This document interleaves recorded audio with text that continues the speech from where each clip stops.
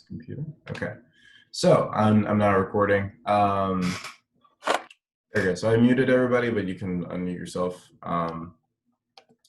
But hello for this Mind Right session. I don't know if you got my email that I sent out, but I mentioned that we might be doing something on the emptiness of mind, which is a secular Buddhist concept, or that we might be getting into self-expression and how to free self-expression in the body and in the mind.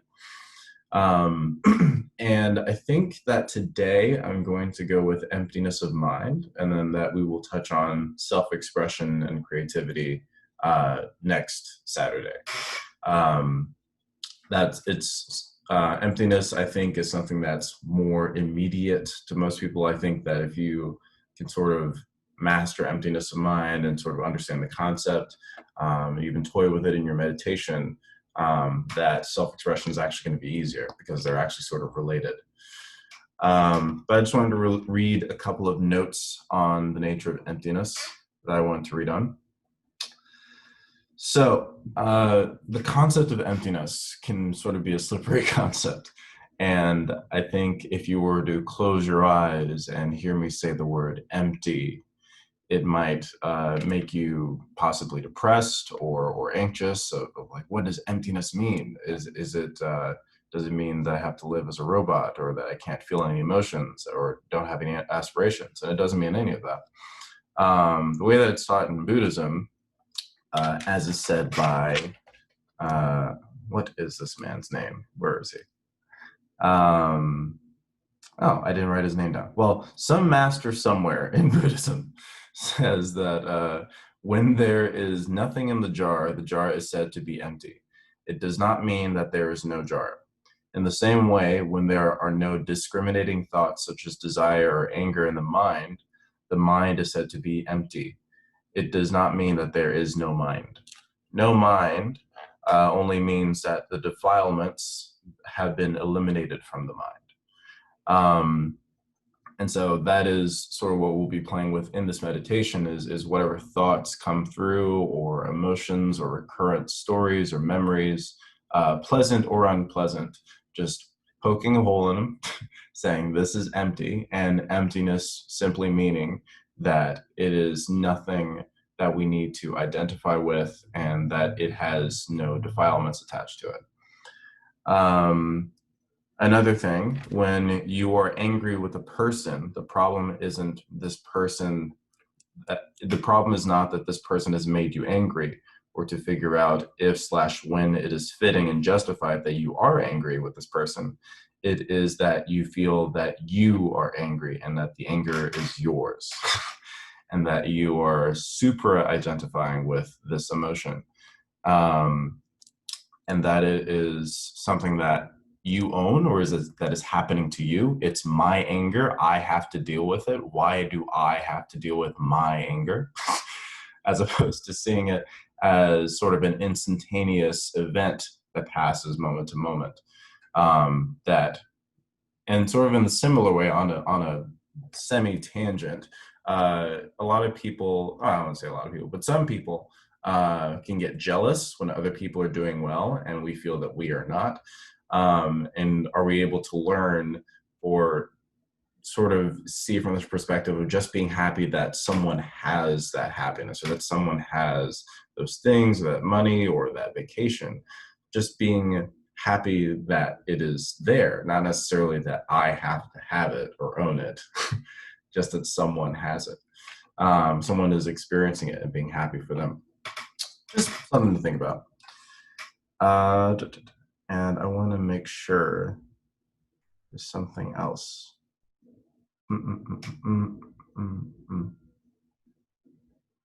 Yeah, some of these might be about self-expression, and some might be about emptiness. I sort of wrote them in the same place. As we shift into emptiness mode, from reacting and acting blindly to watching as a series of infinitely small events, as I was talking about, you can see that the anger is empty of anything you need to identify with or possess.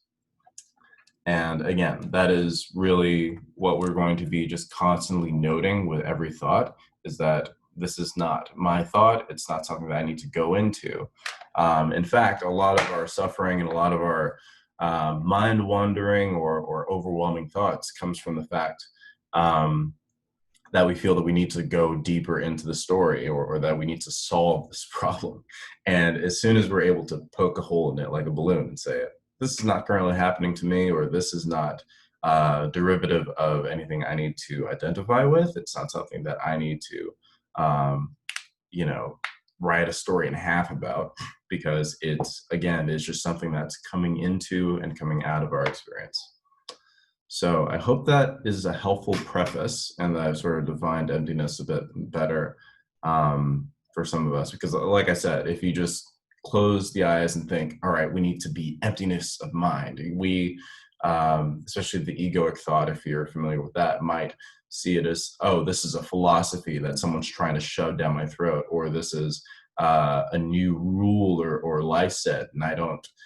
Do I need to identify with this? Do I need to have this? And instead, just sort of experimenting with it in this meditation and saying what emptiness is like, I suppose. So this is not an attack on your beliefs. This is not saying that you are guilty of wanting to have a life of fullness or vitality or ambition. Emptiness is purely and utterly just the fact of you not having to identify with things. That is the bare minimum definition of it. I just want to see there's some comments here. Ooh, excited for this. That's good. Excited for this. Thank you for hosting this, Paige. Hello, Paige. Wow, that's a powerful quote. It is. That's why I wrote it down. Anger is empty of anything to identify with or possess. Nice. Cool. Sounds like we all understand. Does anybody have any questions or comments before we begin? Yes, one thing. It also it tied in. I was gonna write this, but it was hard. It also ties in with like the goal of meditation, which is to clear your mind. You know what I mean? Mhm. Right, Like the right. are the clouds, but like the sky is the actual Yes, mind. You know what I yes, mean? yes. That was what I was gonna say. You said it. Thank you. Cool, cool. I forgot. Well, thank you for attending this Dharma talk, um, this TED talk in Kanan's bedroom. Uh, and now let's just get into a nice, comfortable seated or lying position. I would recommend seated for this, but if you find that you are, very comfortable with lying down, try it out. Um, and we're going to have our head above our shoulders, above our hips, as always. Maybe even rocking side to side, making sure that we find our balance point, wherever that is.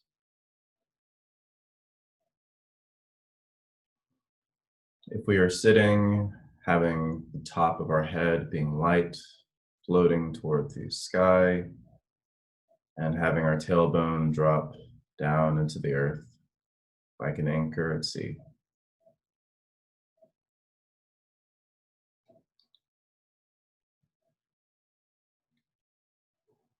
I'll encourage you, if you always usually have your eyes open during meditation, try it with the eyes closed. If you usually have the eyes closed, try the eyes open for this meditation.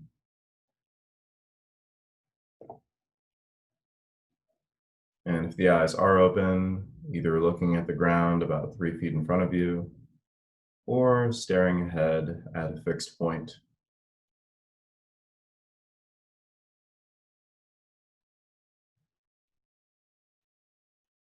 If the eyes are open, being aware of every color, bit of depth, texture, and contrast that enters your vision from the sides of you to the top and below you, taking in the full picture. If the eyes are closed, taking in this absence of sight, this absence of vision.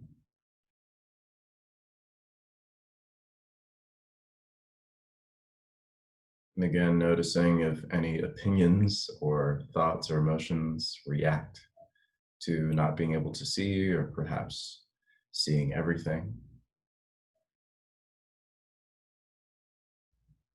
And again, coming to that state of emptiness, the empty jar, the empty mind.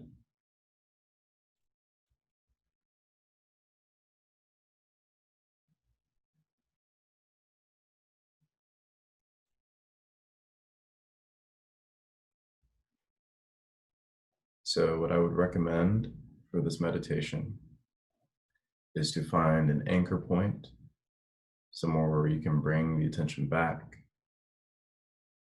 once it has strayed very far off course, just choosing what that is for you. But if you can, I encourage you to not get so caught up in needing to constantly focus on the anchor point and instead just be as you are in full body presence, not being who your friends or family might think you should be, or not being what you think you should be, but simply being as you are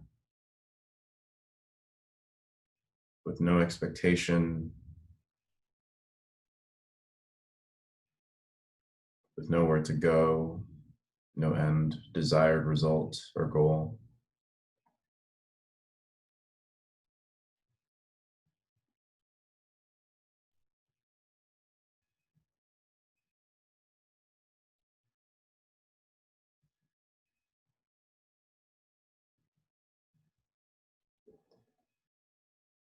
And for most of this meditation, we will simply be in this place of emptiness. And whenever thoughts come and go, noticing the empty quality of this thought, noticing the empty quality of this emotion or reaction. And as a practice, bringing the attention back to our state of being.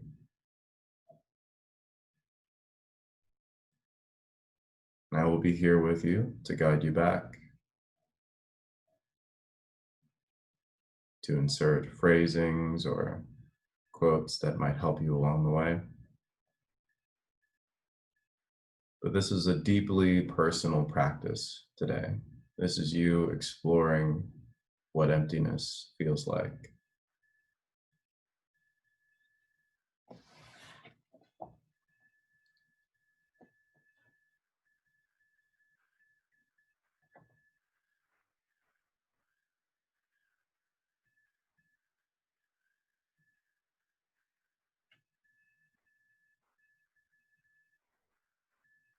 Not even striving to be who we are in relationship to others, people that we may admire or people that we may have a distaste for. Not even relationship to previous versions of ourselves while we were meditating, but being as we are, no expectation from this moment to the next and the next.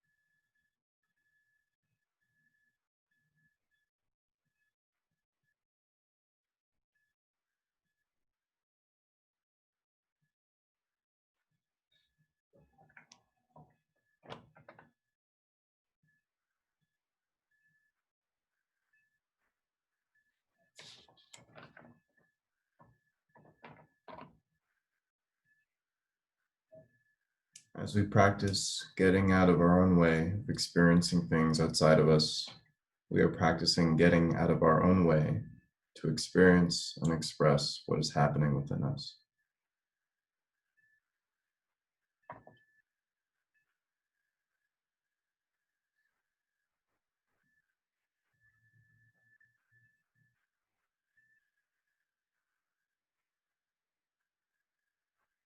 See if you can erase the outline of where you think your mind ends and begins.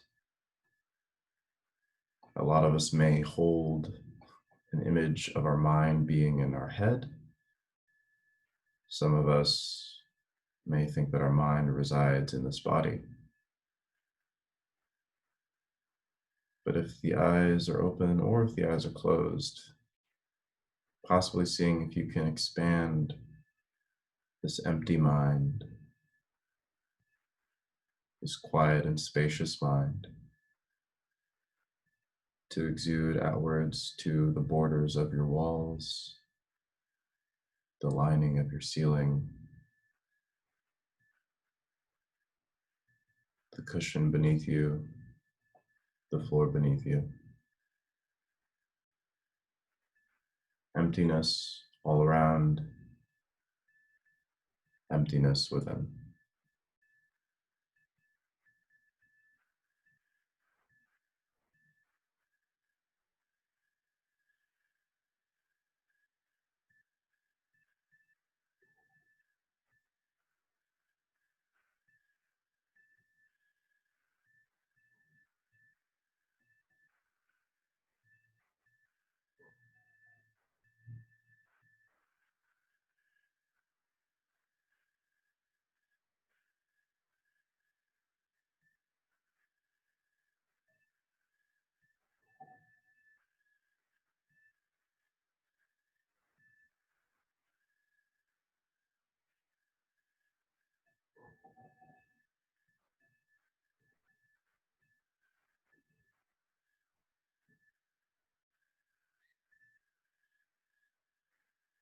Going forward, we're going to begin noting the thoughts or distractions or what have you that may veer you off course from this moment. And so, for example, if I hear a dog barking outside, I will say, "This sound is empty of anything to identify with or possess." And then I will return back to where I am. I can say this either aloud or I can say this in my mind. And so we take the same attitude with emotions as they come, even if they are emotions of excitement and happiness, even if they are emotions of anxiety or despair. This emotion, this phenomenon, is empty of anything to identify with or possess. Knowing that this is not discounting your happiness or not celebrating it, but just having the happiness be within you without needing to possess it to say that this is my happiness or that I am happy, but rather that happiness is present.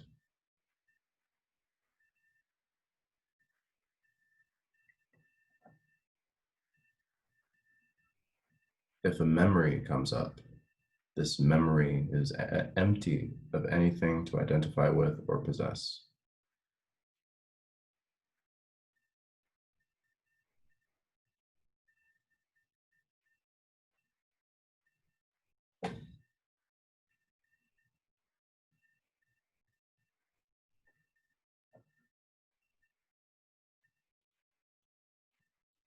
And if all that is a mouthful, you may simply say empty when you notice that the mind is elsewhere, and either bringing it back to this anchor point that you've chosen, or if you were able, just bringing it back to this expansive emptiness that you have found.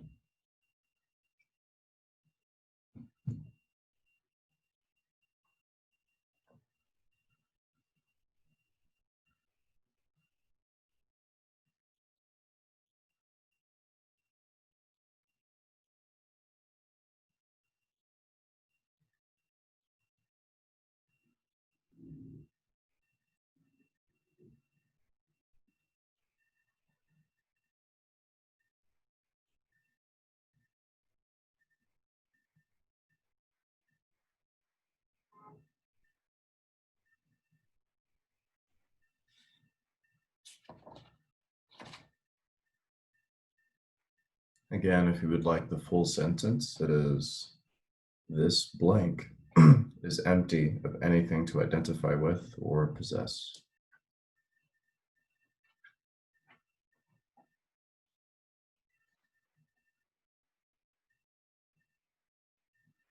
This discomfort,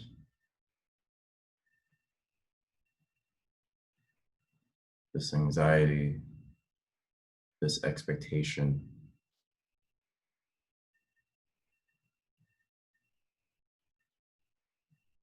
this role that I think I'm assigned to is empty of anything to identify with or possess.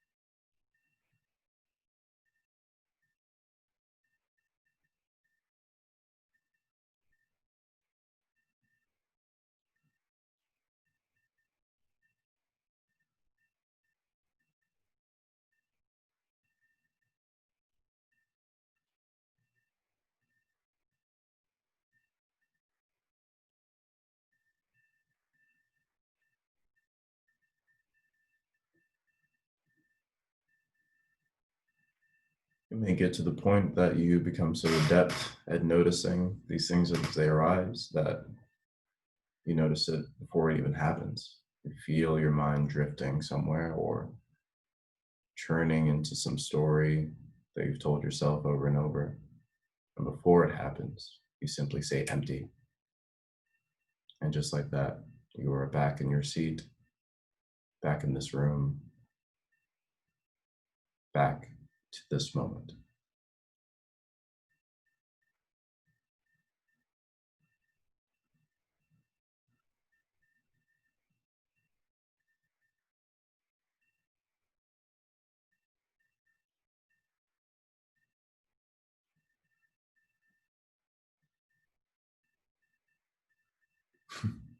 For fear of introducing an old story, it's almost like when you were a kid in a classroom and everybody was talking at the same time, and then all of a sudden there was a break in everyone's conversation, and then someone said something off color, and all of a sudden the room heard it because everyone was silent.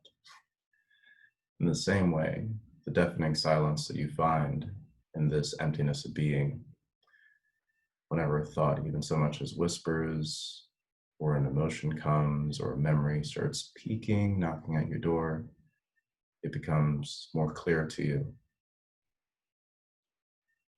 that something has moved and something has changed.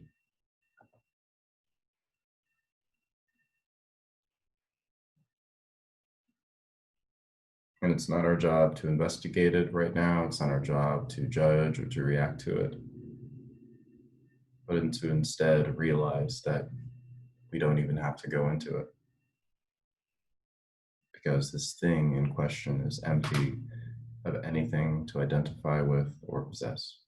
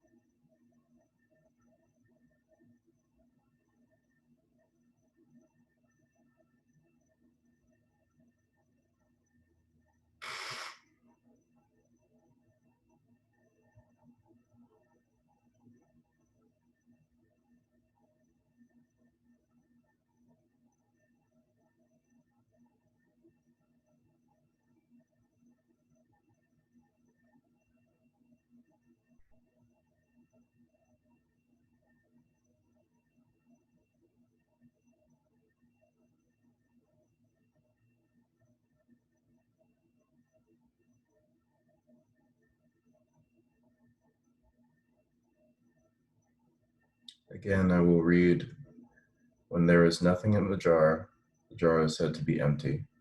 It does not mean that there is no jar. In the same way, when there are no discriminating thoughts such as desire or anger in the mind is said to be empty. It does not mean that there is no mind. No mind only means that the defilements have been eliminated from the mind.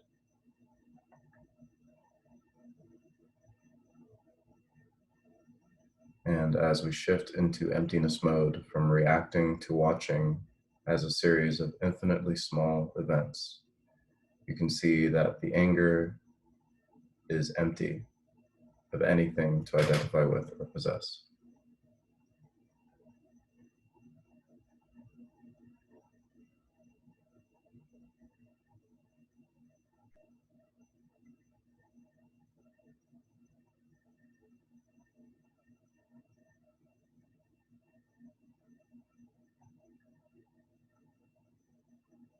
In our final moment of this meditation, I will ask you just for 1 minute longer, 1 full minute, to be as fully present with this moment as you can.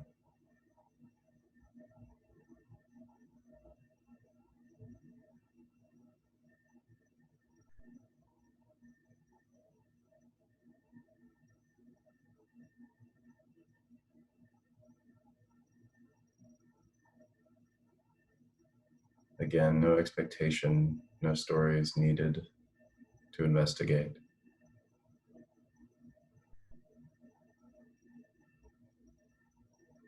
Just you and every moment as it comes and goes.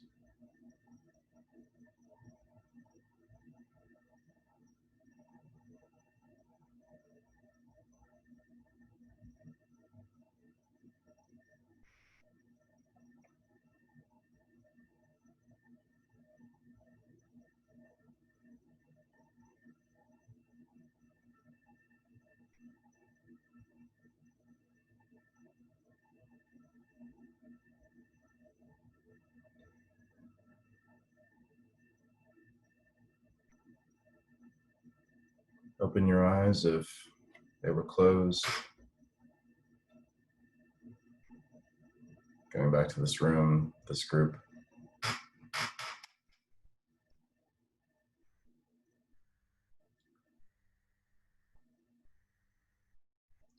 So, how was that for everyone? Got a thumbs up from John. I think I got a thumbs up from my grandmother. Really good. So, is emptiness as scary as some of us might have thought? Really useful for me. I could just lock the door in my mind. I have a million things going on all the time, but that really helped. Great. Kenzie says not too scary. Anything come up? Any questions or statements you want to give? Really enjoyed it. Thank you, Katrina. Yeah, I actually I added on to the mantra you gave us. Mm-hmm. It was basically like like cannot possess. There's nothing to possess. And then after that, I would just say it just is. Mm-hmm. It Exactly. whatever emotion I attach is just like it's kind of like naming it. Like Mm-hmm. anger, it just exists. You know what I mean? Like I don't have any possession toward it, and that helped me a bit. Yeah, and something I think I forgot to mention, just as the mind, when there is no mind, when we come to realize that there is no mind, which just means that the mind is empty.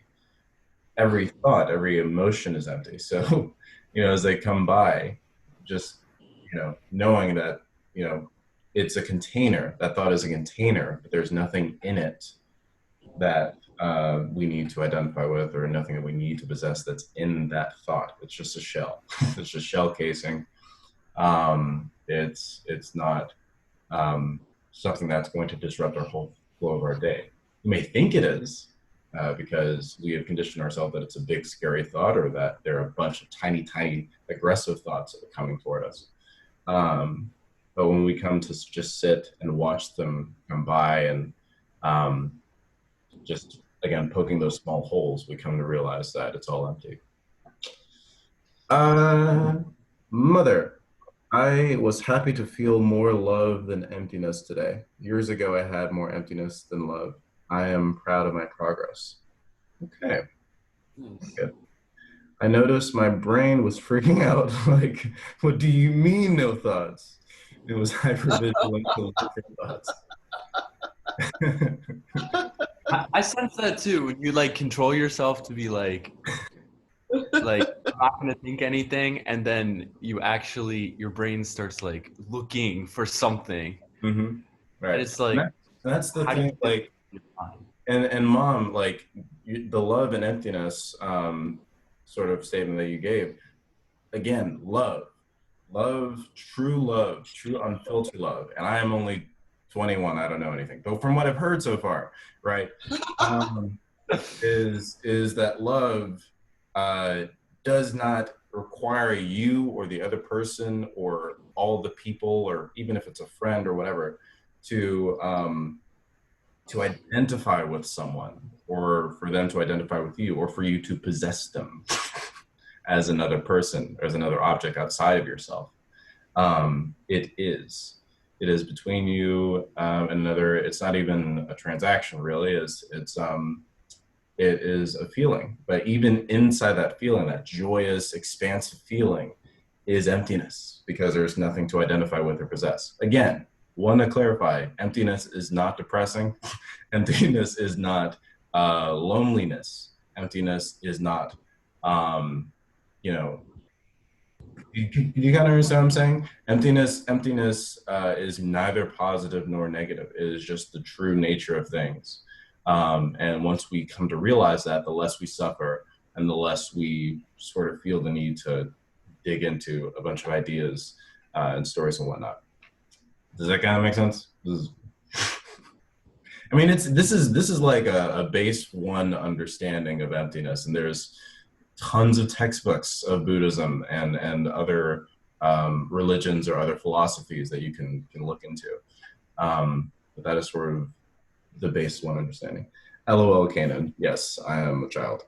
Um, Mother. Yes, we don't have to occupy all space with busy tasks either. Exactly. I could preach to the choir all day, but it looks like most of us understand it so far. That's good. I'm gonna just put a couple things in the chat. I'm glad most people had a good experience. Even where is Katrina? Even just knowing that your mind sort of freaked out because yeah, it is kind of a new concept and a new way of being. But slowly but surely, dipping your toe in the water, I think your brain will come to like it and freak out. Yes, I mean freak out less.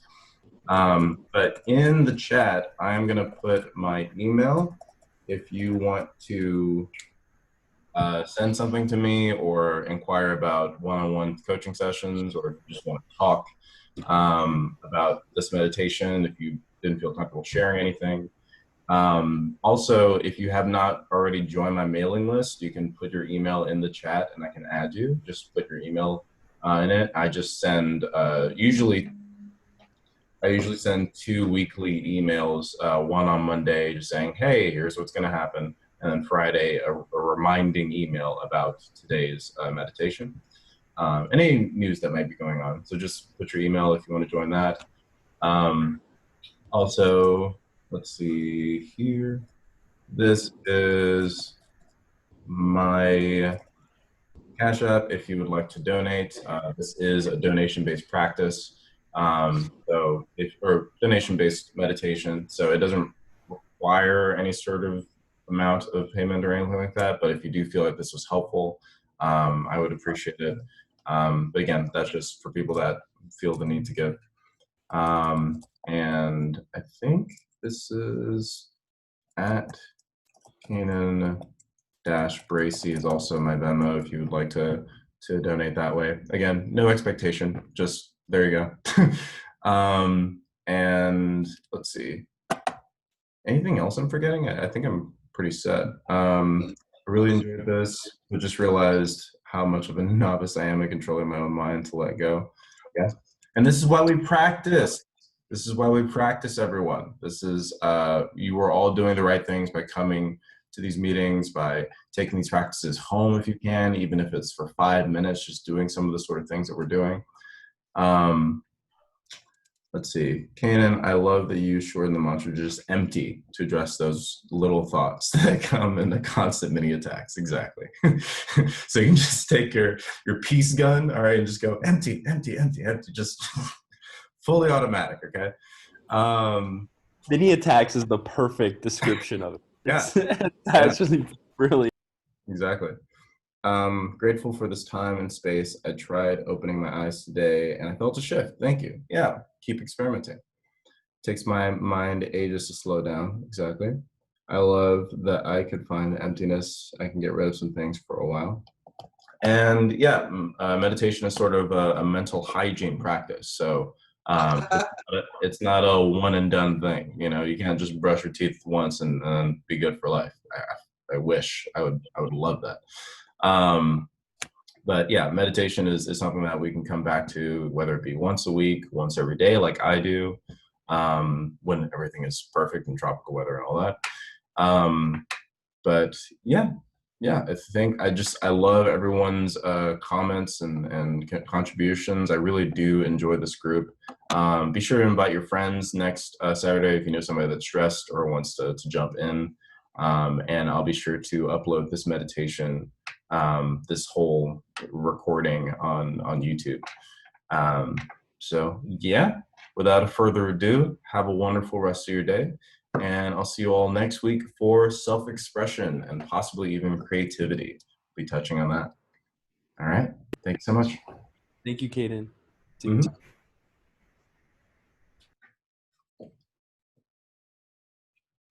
Let me stop.